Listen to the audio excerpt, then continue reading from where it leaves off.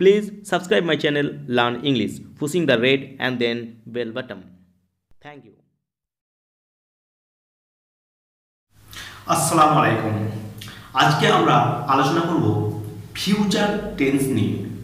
Future কি না, future বলতে বোঝায় ভবিষ্যৎ, অর্থাৎ যদি কোনো কাজ ভবিষ্যতে করা বা ঘটবে বোঝায় তাহলে আমরা বলবো যে সেটা ফিউচার টেন্স। যেমন আমি ভাত খাবো, এখানে খাওয়াটা কাজ, অতএব খাওয়াটা তো এখানে চলছে বা ঘটেছে এমন তো বোঝাচ্ছে না, এখানে ভাবটা হয়নি, যেটা পরে হবে। এরকম যদি কোনো বোঝায়, হবে যদি বোঝায়, তাহলে সেগুলো হয় ফিউচার টেন্স। এবার আমরা ফিউচারের যে চারটি ভাগ আছে, future indefinite, future continuous, future perfect ও ফিউচার পারফেক্ট কন্টিনিউয়াস, কিনা লাস্ট ফিউচার পারফেক্ট কন্টিনিউয়াস। আগে যেগুলো বলছিলাম ভাগগুলো সেম। তাহলে আজকে আমরা প্রথমে আলোচনা করব ফিউচার ইনডিফিনাইট নিয়ে। ফিউচার ইনডিফিনাইট কি না, কোনো কাজ সাধারণভাবে যদি ভবিষ্যতে হবে বা ঘটবে বোঝায়, কি না, কোনো কাজ যদি সাধারণভাবে ভবিষ্যতে হবে বা ঘটবে বোঝায় তাহলে সেটা হবে সিম্পল ফিউচার। যেটা শর্ট ট্রিক সেটা হচ্ছে কি না, বাংলা ক্রিয়ার সঙ্গে বো, বে, বি, বেন ইত্যাদি যুক্ত থাকে। কি থাকে?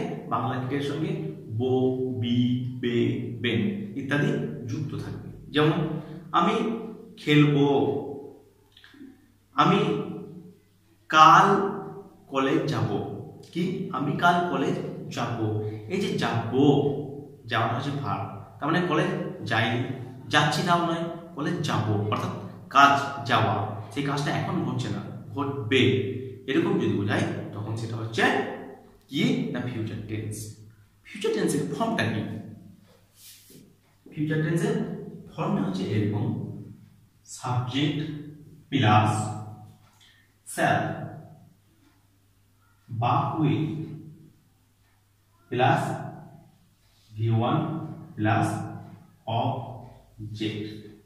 সাবজেক্ট প্লাস শ্যাল বা উইল প্লাস V1 অর্থাৎ ভার্বের past form, and then object. তাহলে একটা এক্সাম্পল দিয়ে আলোচনা করা যাক। কি? সে পরের সপ্তাহে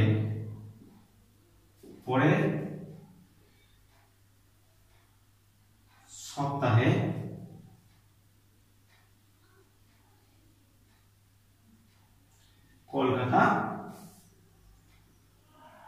যাবে। সে পরের সপ্তাহে কোথায় যাবে না কলকাতা যাবে। এখানে ভাবটা কি না যাওয়া। তাহলে ভাবটা যাওয়া, যাওয়া কাজটা এখন হয়নি, কিন্তু পরের সপ্তাহে কাজটা হবে অর্থাৎ ঘটবে, অতএব এটা হচ্ছে ফিউচার টেন্স। আবার লাস্টে কি আছে? বে, বে আছে, শর্ট ট্রিক্স, তাহলে ফিউচার টেন্স। এবার আমরা এটাকে ফর্মে পুট করব। কি হবে? সাবজেক্ট অর্থাৎ সে, হি, এবার শ্যাল বা উইল। আমরা জানি ফার্স্ট পারসনের পরে কেবলমাত্র শ্যাল বসে, আর বাকি সেকেন্ড পারসন ও থার্ড পারসনের পরে উইল বসে।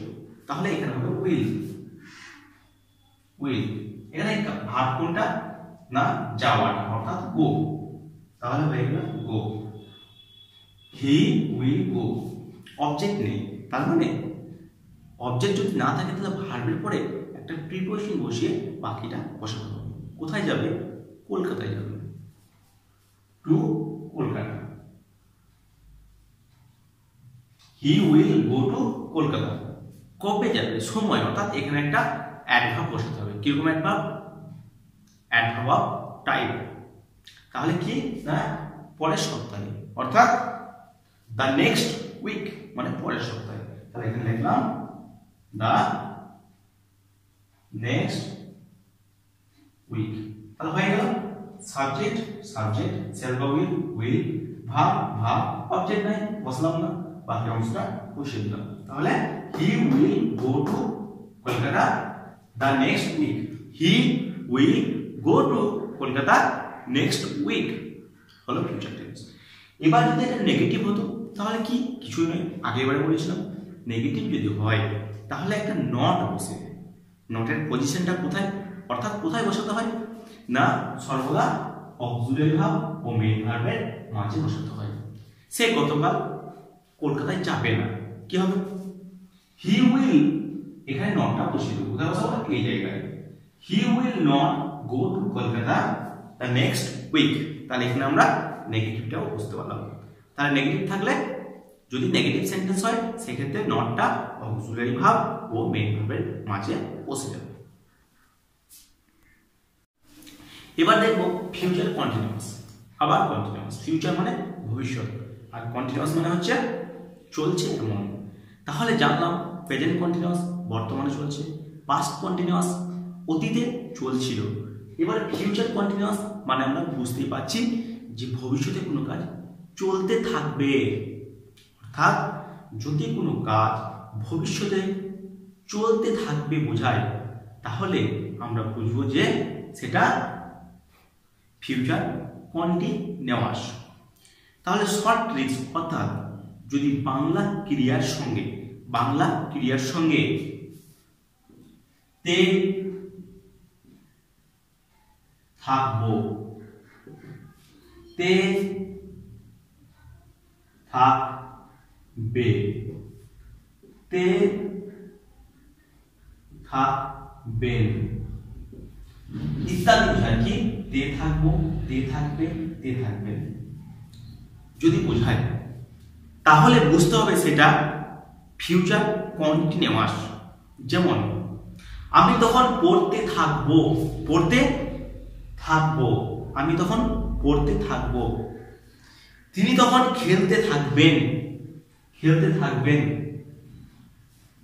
তুমি তখন দৌড়তে থাকবে, তুমি তখন দৌড়তে থাকবে, বুঝা গেল? এরকম যখন বাংলা ক্রিয়াগুলো হবে তখন আমরা জেনারেলি বুঝতে পারবো যে এটা ফিউচার কন্টিনিউয়াস। তাহলে ফিউচার কন্টিনিউয়াসের ফর্মটা বা গঠনটা কিরূপ? ফর্মটা হচ্ছে সাবজেক্ট প্লাস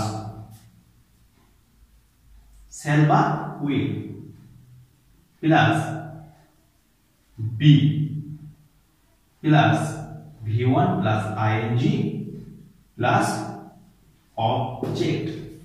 তাহলে ফর্মটা হচ্ছে সাবজেক্ট প্লাস শ্যাল বা উইল প্লাস বি, কি যোগ হবে না B, plus V1 ing object, অর্থাৎ V1 বলতে ভার্বের ফার্স্ট ফর্ম। তাহলে একটা এক্সাম্পল দেওয়া যাক, একটু আগে দিলাম কি, তুমি তখন পড়তে থাকবে, তুমি তখন পড়তে থাকবে, কি হবে দেখা যায়, সাবজেক্ট তুমি, ইউ, শ্যাল বা উইল, সেকেন্ড পারসন ও থার্ড পারসন উপরে উইল বসে, তাহলে বসিয়ে দিলাম উইল, ইউ উইল, বি যোগ করতে হবে যেহেতু কন্টিনিউয়াস, তাহলে বি, V1 কি না পড়াটা, রিড, এর সঙ্গে ing যোগ, ing, তারপর অবজেক্ট, এখানে কি পড়তে থাকবে নেই, অতএব অবজেক্টটা নেই বসাবো না, যদি থাকতো তাহলে অবজেক্টটা বসিয়ে দিতাম। তারপর কি বলছে তখন, অর্থাৎ অ্যাডভার্ব, সময়কে ইন্ডিকেট করছে, অর্থাৎ যখন কোনো অ্যাডভার্ব সময়কে ইন্ডিকেট করে তখন সেটা হয় অ্যাডভার্ব অফ টাইম। এখানে তখন অর্থাৎ দেন, THEN, দেন। তাহলে কি দাঁড়ালো, সাবজেক্ট সাবজেক্ট, শ্যাল বা উইল উইল, বি বি, ভার্বের সঙ্গে ing, রিড, অবজেক্ট নেই বসাই, তারপর দেন, ইউ উইল বি রিডিং দেন, তুমি তখন পড়তে থাকবে।